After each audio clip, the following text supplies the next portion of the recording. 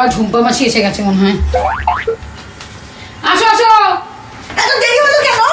হ্যাঁ, এত দেরি? আমার সময়ের দাম নেই নাকি? এত দেরি করে আজকে সব কাজ করতে পারবো না? তো দেরি হয়ে গেল, আমার একদম সময় নেই কাজের। বাবা কি করি না, এত দেরি হয়ে গেল।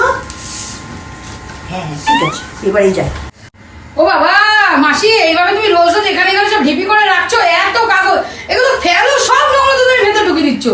তুমি ফেলে দেবে, আমাকে এখন বাসন মাজতে হবে, আমি পারবো না। কি ফেললো রে বাবা, বাসনগুলো একটু সাবধানে মাজো না। শোনো, তুমি আজকে আমাকে দেরি করে দরজা খুলেছো, কড়াটা রেখে দিলাম, কড়াটা তুমি মেজে নিও, আমার তো সময় নেই।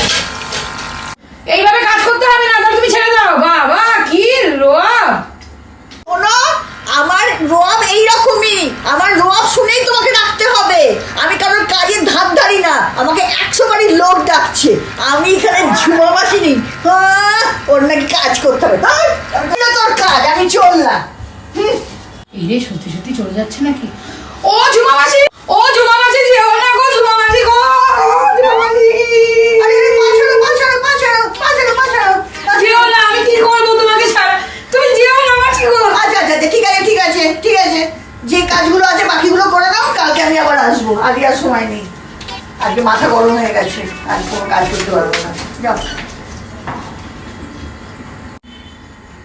বাবা কি ক্রাইসিস মাসি রে, কাজও করবো আবার টাকাও দেবো, আমার কথাও শুনবো রে। বাবা রে,